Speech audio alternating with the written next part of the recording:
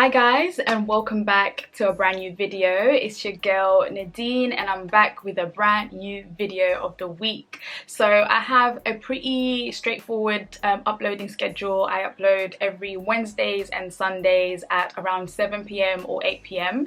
depending on the schedule and how hectic the week is. But yes, I'm doing regular uploads, as you can tell if you've been keeping up. So I'm super excited to be filming, content every single week. So in today's video, I'll be doing a Q&A/dilemma video. So I asked you guys on my Instagram via this post.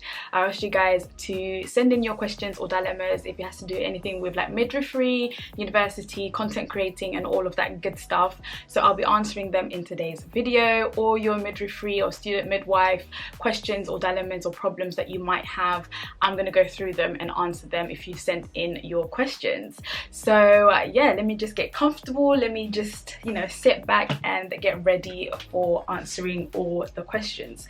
So I've got the questions all on my phone and I'm going to go into it and dive into it and explain and answer them as true and as honest as I can. And yeah, there's some questions that I may not know the answers to, but I'll do my best to answer them in this video. So let's get started with the first question. Okay, so let me start with the first question. So this lovely lady said, so I got a rejection from Bournemouth and Southampton. I'm absolutely gutted as they were my only choice. They said my personal statement wasn't strong enough, but I don't feel I can add any more. Also, I got my rejection from Southampton and my UCAS updated straight away, but hasn't for Bournemouth. I got the rejection over a week ago. Okay, so students or potential future student midwives that are dealing with like rejections from other universities, it's fine, it's not the end of the world. When I was applying through UCAS and trying to get onto a midwifery course, I also got rejections. There were universities that I wanted to go to and they rejected me for numerous reasons. It could be my personal statement, I didn't do well in the interview, I didn't do well in the maths and English exam. So what I would say to this lady is just keep trying, keep applying to other universities, go through clearing. So I went through clearing and I think that's how I managed to actually get my spot. I went through clearing, I went to interviews, and I literally didn't stop until I got my place. So don't feel like disheartened or down or feeling like it's the end of the world. These things happen and it's normal for it to happen. We've all been there, I've been there. I've had universities that I literally was crying my eyes out when they told me I couldn't go, or when they told me my application got rejected, and I literally just had to keep it moving, and I just kept applying and applying and applying until I got a spot. So what I would say about that is keep trying, go through UCAS, let someone read your personal statement, see if they can add anything that you're missing out on, and yeah, try and do your best to get a place to uni. And if you don't, there's always next year, and just keep trying until you get a spot. If midwifery is for you, keep trying. Okay, so next question is, how do you prioritize work, content, personal life, health, and keep a balance? So how do I prioritize everything? How do I make things work? So I have a video on how I balance my life, uni, content creating. So I'll link it in the description box below, and I'll link it to the screen here. So that video kind of explains how I kind of balance everything out, but I'll summarize just now. So basically, with content creating, I enjoy creating content, I enjoy making YouTube videos. So for me, it's like a stress reliever, it's a hobby for me, I enjoy it, so I make sure that I do it as often as I can. So I balance it in a way that I go to work, I do my 3 days a week, and then on my day off, I film content, I create content, I relax, I see my friends. So it's just basically having a good balance and work-life balance. So when I'm not at work, I'm at home either sleeping, catching up on some sleep, some shows, and then I schedule in my days off when I'm creating content. So I just basically plan everything. So I plan my week, so I will know I'm in these days, and in these days I'm off. So in these days that I'm off, I'll be doing this, this and this, or in these days I'm off, I'll be visiting this person, that person, or I'll be going to this place and this place. So it's all about organization, it's all about time management, it's all about planning your days. That's how I basically managed to get everything done and prioritize everything. I enjoy creating content. I enjoy meeting my friends. I just make sure that I plan my weeks in advance and I get everything kind of mapped out, and then that way it's not too hectic, it's not too overwhelming, it's not too stressful. So yeah, that's basically in a nutshell how I prioritize and make things work in terms of content creating and working and work-life balance and things like that. So yeah, days off is for content creating, visiting friends and having fun. So the next question is, can I still apply for midwifery after I've completed my adult nursing degree? So the answer to this is yes, you can still apply for midwifery after completing your nursing degree. When you do your midwifery degree after your nursing degree, it only takes you 18 months. If you're not a nurse and you go on to your midwifery degree course, it will take you 3 years. But if you're a nurse already, it will only take you 18 months. And then that way, once you finish your midwifery course, you'll be a nurse and a midwife, and you're then able to do both. You're able to work as a nurse and you're able to work as a midwife. So the answer to that question is yes, you can be a midwife after you've completed your nursing degree. You can do both. Next question is, what unis did you apply to? So let me list a few unis that I applied to if I remember. So I applied to Greenwich University, I applied to Coventry University, I applied to Birmingham City, I applied to Anglia Ruskin, I applied to Hertfordshire, I applied to Kingston University, I applied to West London, which is the one I went to, and what else did I apply to? I applied to Leicester University and London South Bank University and City University. So those are the 10 universities I applied to. And yeah, and the one that I ended up going to was University of West London. So the next question is, what would you do if you have an unexpected mother in labour who is not cooperating? So you get this not quite a lot. I wouldn't say you get this a lot, because mothers will cooperate with you because they know you're there to help them. So 99% of the time the women will cooperate with you and there'll be no problems, but you'll get the odd one here or there that won't cooperate with you. So what you'll do in those kind of situations is try and explain what you're doing in more detail so that they understand you're only there to help you. And if they're still not cooperating, you need to let your midwife in charge or the coordinator, the one that's running the shifts, let her know that the woman is not cooperating with you. Then she can have a word with her and try and get some level of understanding happening. Yeah, so don't deal with disrespect on your own, don't deal with abuse from other women on your own. Always let someone know if you can't handle it yourself. But most of the time it's because they don't understand, they're in a lot of pain and they don't know what's happening. That's why they don't kind of cooperate. But if you just sit down and stop what you're doing and literally have a one-to-one with the woman and explain why you're there, what you're trying to do, and everything in more detail, then they are more understanding and they cooperate with you a lot better. But that's how I basically dealt with it. I basically stopped what I was doing and I was like, I just had a one-to-one and I was like, you know what, this is what I'm trying to do for you. This is why I'm trying to do for you. It's for babies, for you, and just build an understanding, build a rapport with them, and you'll have an easier shift. But if that doesn't work, then obviously get the nurse in charge to deal with it or to handle it, because that's what they're there for. They're there to assist you and help you with these kind of situations when they arise. So don't deal with it on your own. So the next question is, why did you want to become a midwife? What university did you go to? So the last question was, what university did you go to? I went to University of West London. And then the next question is, why did I want to become a midwife? I wanted to become a midwife. It's been a passion of mine since I was in school. I wanted to be a midwife because I was so fascinated with pregnancy and birth and how that all happens in the process. I felt like it was a magical thing, and I was just so fascinated by pregnancy and how new life comes about and how a mum will carry her baby for 9 months and things like that. So the fascination of pregnancy is why I became a midwife first. Is why I started to read into it and things like that. So I was very fascinated by pregnancy. And then later on I started to enjoy being an advocate for women, being, you know, speaking to women, caring for women, being their voice, making a difference. That was what made me, you know, love midwifery even more. I wanted to make a difference. I wanted to support the most vulnerable of women. I wanted to support women in their most vulnerable state, in their most beautiful experience that they experience. I wanted to be part of that. I felt it was so magical, and, you know, I wanted to be in the center of that and be part of the, you know, enjoyment, be part of the joy that they experience, and be able to say I made a difference in that person's life, and I made a good difference in that person's life. So that's basically why I wanted to be a midwife in a nutshell. So the next question is, when you apply for a job, can you tell them which ward/clinic you prefer to work?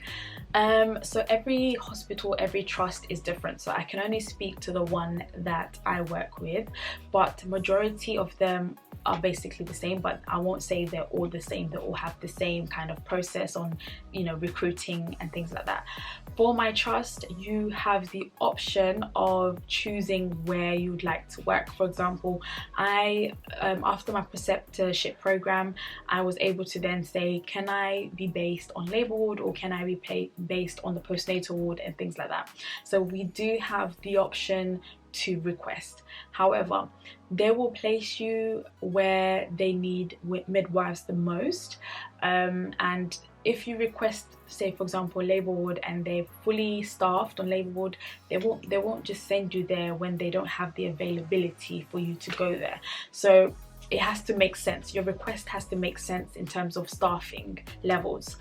You can make a request, but if they're fully staffed, they're not going to send you there. And if another ward is like struggling with staffing issues, they're more likely to send you there rather than the ward that's like fully staffed. They're going to send you to where that they're struggling with midwives, etc. But you are able to request, and that request gets noted, but it all depends on the staffing levels on the area you want to go to. Okay, so the next question is, so this is from a lady from Greece. She says, can you sleep for some minutes or hours during your night shift?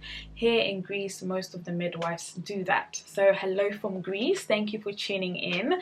So yes, you can sleep on your night shift.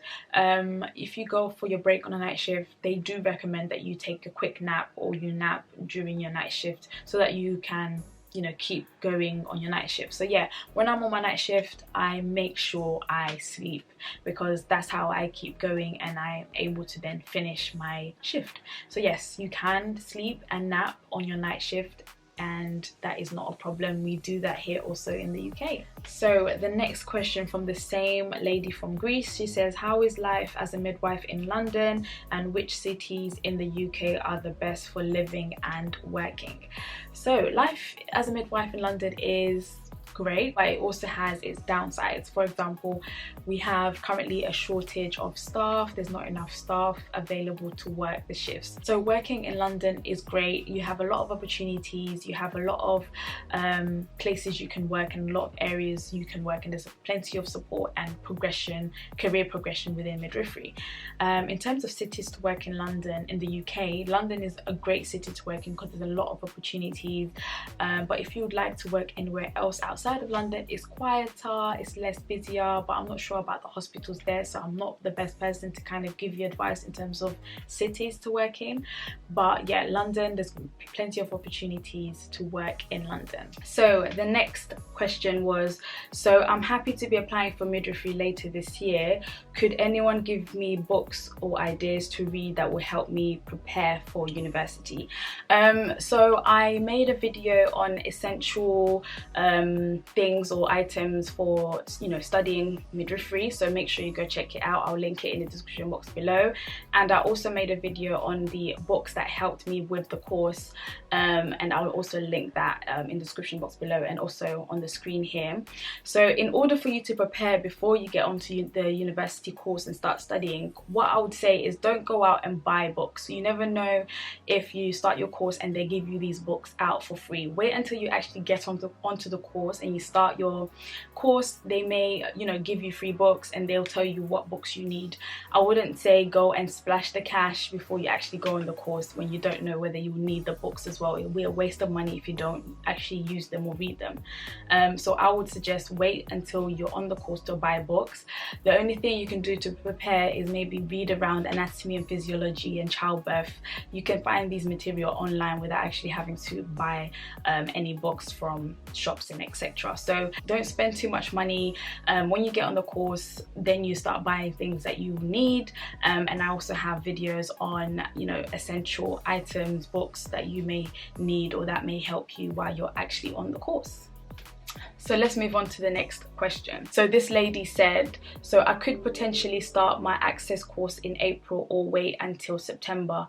But question is, when is it the best time to start?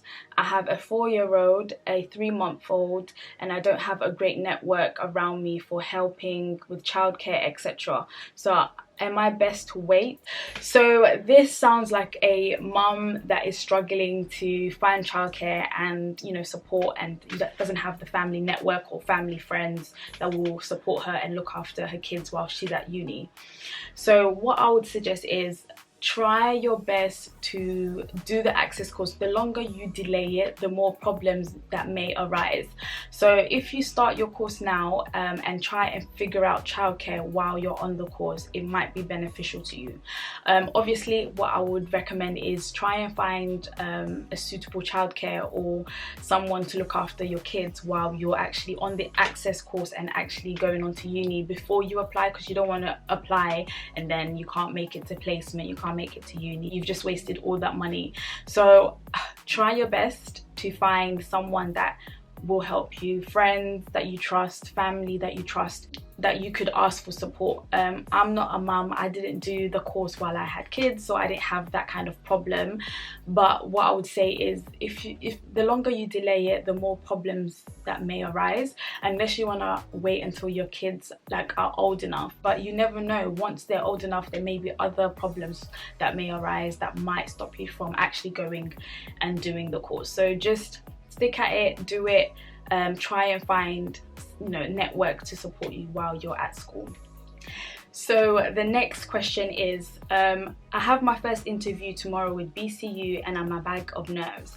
I've waited for this for 9 years and having kids took me a different path. I'm finally here starting my journey. I want it so much and I'm worried I'm going to mess it up. I'm going over possible questions, relevant issues, but I'm scared I'll go blank when asked. I thought being a virtual interview I would be less stressed, not so much. Any last minute tips would be great. So I actually have a video on interview tips and preps and questions, so be sure to check that out. If you are struggling with interview, don't know what to say, don't know what is going to come at you, don't know what they're going to ask you, I actually have a video on this. I'll link it to this video and I'll also link it in the description box below, so please go and check that out. What I would say is don't be nervous. They're just people like me and you. All they're doing is asking you a bunch of questions just to see if you're ready to go on this journey. So all you need to do is calm down and do some breathing techniques if that helps you, and just think, I want this so much. You've waited for 9 years, you said you waited for 9 years, so all you have to do is sit in front of that computer. You're lucky that you don't even have to go in and face them face to face. Just literally sit in front of that computer, breathe, take a deep breath before the interview starts, and just, you know, prepare, and you'll be passing the interview with flying colors. So yeah, check out the video that I did on interview tips. Be as calm as you can, do some breathing techniques, talk to friends, talk to family, and you'll be fine. If you prepare yourself for the interview, the more easier it will be. If you're not mentally prepared for the interview as well, you will be stressed out and you will be anxious. So I say mentally prepare for the interview, relax, take a chill pill, breathe, and just sit in front of that computer and do your thing, because you'll kill it regardless. So next question. So this lady said, hi, I know it's not entirely midwifery related, but I need some advice for night shifts. I'm starting nights as a care assistant and it's something I need to get used to for when I go on placement next year. Does anyone have any tips or advice for when I should sleep in the day before a 8 to 8 shift? I'm not sure if I should sleep a little the night before, keep busy the morning and sleep throughout the afternoon. I'm unsure how to adjust to it. Thank you in advance. Okay, so night shifts. Preparing for a night shift can be quite hard because it's a different routine. Your body is programmed to kind of like stay awake during the day and go to sleep at night. So what I would say is before your night shifts, kind of try and get into that habit of, you know, sleeping during the day and being awake during the night, and try and get your body to prepare for that. The only advice that I'll give you for preparing for a night shift is mental preparation. Your body will just have to get used to it while you're actually on the job on the night shifts, but mental preparation will help you a lot. If you're not mentally prepared for night shifts, you will struggle while doing them on placement, etc. So mentally prepare for your night shifts. I also have a video for night shifts and how to survive them. Please do check them out. I'll link everything in the description box below. But yeah, mental preparation is key, and getting yourself into a routine is also key. Okay, so let's move on to the next question. She says, hi, is there anyone that has suffered with anxiety and dropped out of uni within months into their first year of uni? I really want to return because I can't stop thinking maybe I needed to have given it more time, but on the other hand, I was worried about feeling the knots in my stomach and constantly feeling nervous. Any experience or advice would be appreciated. Anxiety and nervousness is a big thing when it comes to going to uni, and especially on a midwifery course, because you're dealing with people's lives. So when I started, I was nervous because I was like, I need to deliver babies, I need to deliver them safely, I need to care for these women safely as best I can. So you will be nervous. It's a natural thing. People are nervous, people have anxiety. So I wouldn't recommend dropping out because you're nervous or you have anxiety, because it will pass. There will be times where it will just be second nature to you. You'll go into placement and, you know, you'll do what you need to do. So for the advice that I'll give to this lady is go back to school and do it again. I know you've dropped out, but go back and do it again, because there's plenty of us, even myself, that have been nervous, that have felt anxiety going to placement. But with the right support, with the right training, with the right mentors, you will do an amazing job and you won't feel as nervous as time progresses. I feel like you dropped out too soon. You didn't give it, you know, enough time for you to settle in and get yourself around the whole thing. So I would suggest go back to school and kind of, you know, work on your nerves, work on your anxiety, and things will get better. You'll be qualified and you'll know what to do, and the nerves will be, you know, a memory. So yeah, I would definitely recommend that you go back and stick it out, because we've all been there, honestly. So let's move on to the next question. So the next question says, just received my 5th rejection from university. Oh, that's hard. Apparently this year isn't for me. Anybody else struggled with getting into midwifery through health and social care courses? Let's start with the rejections. Like I said in the first questions, rejections happen. I've had rejections and I had to go through clearing to actually secure my spot on the course. So rejections aren't a normal thing. You just have to pick yourself up and keep trying. So that's what I'll say about the rejections. It's not the end of the world. There will be a place for you somewhere. Yes, with the second question is, you know, getting onto midwifery with a health and social care related course.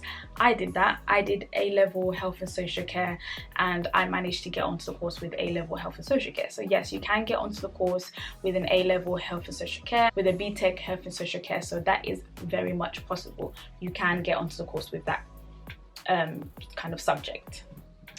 So next question. So the next question says, this is going to sound really silly, but how do people do their hair for placement? I know it's a while yet, but just after some ideas for cute, neat, professional hair. Any accessories that people use to help styles stay in? Any good YouTube videos anyone can recommend? So hairstyles. I tend to go with whatever is happening with my hair. So you do whatever you like with your hair, rock whatever you like with your hair, as long as it's neat, professional and tidy. The one that everyone tends to go to is putting their hair all back in a ponytail and getting it off their shoulders. So the main thing that professionals want you to do is not have your hair like hanging on your uniform like this. So if I went to uni, I would tie this hair back and I'll put it up so that it's not touching my uniform, because that is not part of the policy for uniform. So yeah, go for the straight, simple hair tied back, and then kind of figure it out while you're on the course, and then you try new things and you see what other people are doing. But for the first time when you go, just keep it simple, keep it plain, keep it all tied back, and you won't go wrong. So the next question is, hi, how long after the interviewing did you find out the outcome? This is taking me all the way back. So after the interview, it took about, I say 2 months till I found out I got a place. Yeah, it took quite a while. It took me 2 months, and they told me after 2 months. Some university told me after a month. Other university got back after like 3 weeks, 2-3 weeks. So it depends on the university. Some university kind of drag it out and you'll be waiting for like 2 months. Some university tell you straight away, literally the next day. Some couple weeks, some a couple months. So it all depends on the university that you're applying for, and how they kind of tell people, and you know, whether they got in or not. So it all depends on the university you're applying to. So let's move on to the next question. So the next question says, hi, just looking for a bit of advice. I'm currently a 3rd year student. However, since the end of 1st year, I've been wanting to discontinue the course. I carried on because my boyfriend and I moved town away from our families, specifically for me to attend this uni. So I felt like I needed to carry on. I've spoken to my boyfriend and he thinks I should carry on. I know I'm nearing the end of the course and I should carry on to get the degree, but I really don't want to do it. I don't want to be a midwife. I don't even think I want to work in healthcare anymore. What I'm worried about is if I don't discontinue the course is the financial side. Does anyone know how the tuition and maintenance loans are paid back? Is it like qualifying where you pay back a little bit when you earn over a certain amount, or will I be expected to pay a big lump sum in one go? Thank you. Well, that was a very winded one. Okay, so you've gone to the end of the course, you're in 3rd year now and you want to drop out and you think midwifery is no longer for you and you no longer want to work in healthcare. It's fine, it happens to people. People feel like it's no longer for them after they've been training. In terms of paying back your student loan, they don't actually require you to pay it back until you're earning a certain amount. That's when you start paying your loan back. So until you start earning a certain amount is when you start paying back your student loan. Student finance won't ask you to start paying a big chunk of the money after you qualify if you don't have a job, if you're not earning a certain amount. So don't worry about that. So for me, after I qualified, I was working as a healthcare assistant and I wasn't earning that much for them to start charging me. So every time I got paid, they wouldn't take any of my money because I wasn't even earning to that point. So don't worry about that. They won't start asking you or charging you for the money until you're earning a certain amount. That certain amount you'll have to find out, or if I found out by the time I film this video, I'll link it to the screen here. But yeah, student finance will not charge you or expect you to pay a big sum after you qualify until you can actually afford it and you're earning a certain amount. So yeah, I hope that answers your question. So next question is, best ways to revise for an OSCE. I'm struggling. Okay, so this sounds like a student midwife that's about to do their OSCE. So the best way to revise for an OSCE is actually read your OSCEs and understand the rationale behind what you're doing. So I failed my OSCEs when I was doing it in 2nd year because I was trying to memorize it rather than actually understand the rationale and why I'm doing what I need to do. So for example, when our OSCEs were based around emergencies, birth emergencies, so PPHs, shoulder dystocia, breech deliveries and things like that. So instead of me actually understanding why I'm doing what I need to do and the rationale of the steps I need to take, I was memorizing the steps and trying to just memorize it so I can pass. That's a bad move. That is why I failed. So the second time, when I realized what I did wrong, I went back and I read my notes.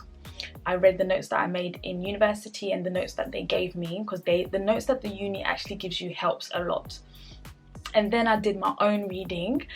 So I got my books, the books I'll link in the description box below. I got my books and I actually understood the rationale. So let me give you guys an example with one of the OSCEs that I had to do. Let's start with breech delivery. So I was trying to memorize the steps and what to do, but if I put rationale into it, so we ask the partners to close the windows and keep the room warm. And why do we do that? So that the baby doesn't breathe and gasp prematurely before the head is delivered. So when you understand the rationale and why you're doing certain things, it will make sense and it will stick in your head, and you will literally do your OSCEs like it's second nature to you. So that is my advice to you. Try and understand why you're doing what you're doing in your OSCEs, why you have to do those certain things, why you have to give blood transfusion, why you have to give fluids, why do you have to cannulate a woman when she's having a PPH, why do you have to pull the emergency buzzer, and things like that. If you understand the rationale, you will pass your OSCEs with flying colours. I didn't do that the first time. I failed it, which because I was memorizing it. But then I understood that I need to actually understand the rationale behind what I'm doing, which made things a lot easier. Okay, so next question is, I'm not sure if anyone else feels the same as me, but I'm really struggling with the 12-hour shifts due to getting back pain and hip pain when standing on my feet for long periods of time. Just wondering if any midwives work shorter shifts in the hospitals or have any advice for dealing with back pain, just thinking ahead for when I qualify. So yes, there is the option to work shorter shifts if you have medical problems or if you have personal circumstances that can't allow you to do the 12-hour shift. So while you're working, all you have to do is make it known that you have a medical history, you have back pain, hip pain, etc., and they will cater to your needs. Make sure you say this at your interview before you get the job, and also after you get your job, make sure that they, accommodate to your needs. There are midwives that do certain days, or they cut down their hours, or they do half days because of other circumstances like childcare, health problems. So this is possible. Just make it known and make your views or make your requests known from early so that they can accommodate you. Okay, so the next question is, hi, I'm 17 in S6 and I'm applying for uni through UCAS. My first choice is UWS for midwifery, but I'm worried I won't get in because of how young I am. Does anyone have any suggestions that might help me with my personal statement? Okay, so in terms of age, I had peers on my course that were younger than me, like that were literally straight from school and apply for midwifery. So age isn't a problem because they take people straight from college that are 18, 19, and they, get on the course and they become amazing midwives. So being young isn't a bad thing, because why would they put out the course for people leaving straight from school? So the age isn't a problem for universities. They put out the course for students who are finishing college. So in terms of age, do not worry about that. There's people that are 18, 19 that join the midwifery course and become amazing midwife. In terms of personal statement, because you're so young, maybe you haven't had enough experience. So what I would recommend is, while you're still at college, go out and get some health related experience. You don't have to work in a hospital. You can literally go out into the community, join an agency that sends people to like care homes, special needs school, a primary school, maybe, any experience that you have working with people or caring for people. It doesn't have to be hospital related. If you have a hospital related job, fine. But if there's other, agencies or companies that take people on, then go for it. Because for me, when I was in college around the age of 16, 17, I was working in a care home. I was part of a company that sent me out to a special needs school, nurseries and things like that. So I was already kind of gaining my experience, and everything that I gained I put into my personal statement to make my personal statement strong. So that's what I would suggest. Go out and get your experience and then apply everything into your personal statement. So the next question is, why is the environment in the hospital so hostile towards students? Ooh, especially first years. I find myself apologizing for actually being there while I'm working bloody hard for 12 hours for free, which is true. Made me feel like a hindrance, eye rolling when I ask questions I don't understand, referred to as the student, and listening while they decided between them who is going to be the unfortunate one to have me work alongside them for the next 12 hours. It's such an overwhelming time embarking on a midwifery degree and then going on to placement with the trepidation that I'm not wanted or accepted is just heartbreaking. I have so much to learn and give, and it's incredibly difficult to have the confidence I have chipped away. It's not just the midwives, unfortunately, either.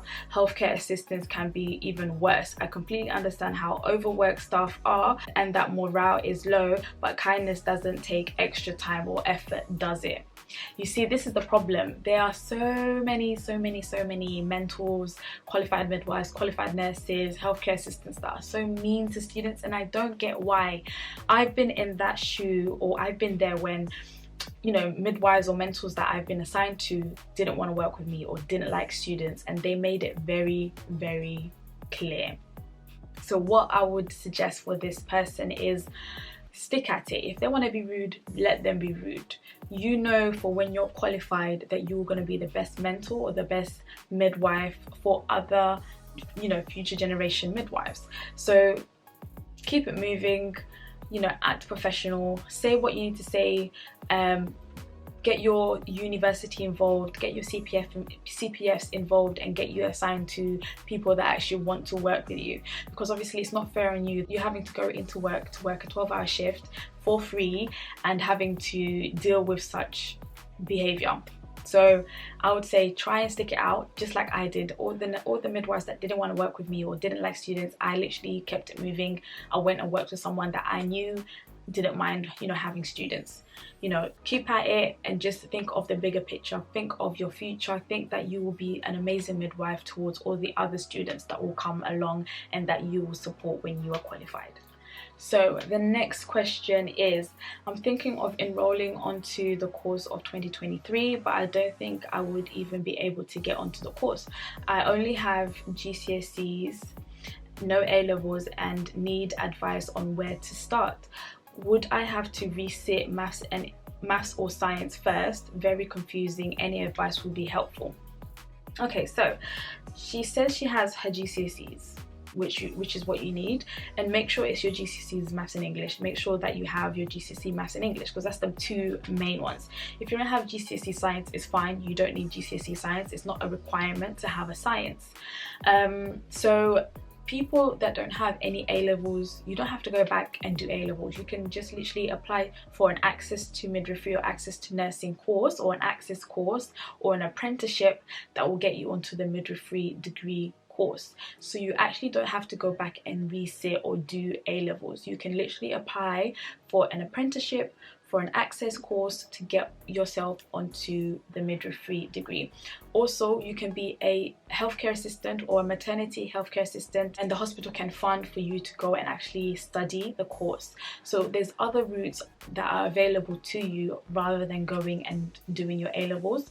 Unless you want to, you can go and apply to a college and do your A-levels, but there are access course, there are apprenticeships, there's some schemes for healthcare assistants that get the chance to then study and then get onto the midwifery course. So yes, A-levels isn't a must, and you don't have to have your GCSE science, but yeah, that is my advice to you. So next question is, I'm sure I read something about newborns health checks not being part of the midwife's role. Is this correct?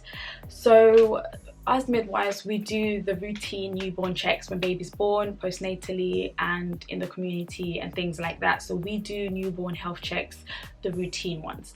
Things like NIPs and all the extreme external checks that babies may need, you need to actually have a qualification or training for that. I think nowadays they are actually training student midwives while they're still at uni to be able to perform NIPs on babies after babies are born. So we do only the routine neonatal checks. For the NIPs and all the extra checks you have to have training for, which they do offer midwives to do. You can also do this while you're qualified. You can do the training while you're qualified and then do the NIP checks for babies. But yes, we do newborn checks, the routine ones, and all the extra checks you can have training for that so that you can undertake the more detailed checks for newborns. So next question is, does shoes for placement / NHS need to be black, or can you get funkier colors? And then she put in brackets, I want Crocs. So in terms of Crocs, you can get any color you want. White, pink, blue, purple, multicolored. You can get any colored Crocs you like. They don't have to be black. You don't have to have black Crocs. You can get any color you want. In terms of work shoes, say if you're not in scrubs and you're in uniform, the hospital I work in, the policy is to have black shoes, black trainers, black Crocs if you're on the postnatal antenatal side or in the community, or not in the community, or in the clinics, etc. So Crocs can be any color, but if you're in like your uniform, like the tunics and things like that, you need to have black shoes, black trainers. But in terms of Crocs, you can have any color you like. People go crazy with it, so go crazy with it. They don't have to be black. So yeah, I think your question was specifically with Crocs. So yes, you can have any colored Crocs you like. So the next question is, so this lady is asking about maternity support worker. She says, would you be so kind enough to tell me about the role? What are the expectations for you? Do you do anything midwifery related? So midwifery support workers, the role is mainly to support midwives and to support other healthcare professionals that they work with. So they do, basic observations, they support women in breastfeeding, they transfer patients, they help with meal times, they help with, making beds, they help with, taking bloods if they're trained to take blood, so things like that. So it is basically midwifery related, things like, breastfeeding support, midwives do that. Maternity support workers could also assist and train women to breastfeed. Support workers could also take both basic observations for mums, so blood pressure, pulse and things like that. They do that. So maternity support workers do things that a midwife will do, but the bare minimum, because obviously they're not trained as midwives, so they will literally support the midwives in the roles that they can do basically from what they are trained to do. So yeah, that's all I can say about maternity care support workers. Their work is basically midwifery related, but they only can do so much because they're not trained to be midwives. So the next question is, I'm a first year student and I'm midway through my first placement. I'm having trouble with one of my supervisors and it's really disheartening. She made it very clear she doesn't like students. She's rude to me and snaps at me if I get something wrong. She gets angry if I ask questions or double check things. She has embarrassed me in front of women before and it breaks my heart because I feel like I'm trying so hard to please her to only be pushed back. I've had great feedback from other supervisors, but one in particular is really starting to get to me. It's really affecting my development within that area of midwifery and I feel like such a burden to her, which is affecting how I work. She has made it abundantly clear that she doesn't want me there, so I just don't know what to do with myself when I'm with her. Does anyone have any advice or wisdom? So mentors that can be mean, we've all been there. We've had mentors that literally hate students, that snap at you, that can be very, very rude. So what I can say to this lady is, get yourself another mentor. You don't need the heartache, you don't need the stress, you don't need the anxiety. Get yourself another mentor. So I would say speak to your university, speak to your CPFs, speak to other midwives and see if they can work with you, or try and get yourself allocated to another supervisor. Your supervisor isn't your assessor, so she's not giving you your grade. Thankfully, that person is not going to give you your grade, but you can have multiple other supervisors. Try and find another supervisor for you to work with and just leave her to herself and to her own devices.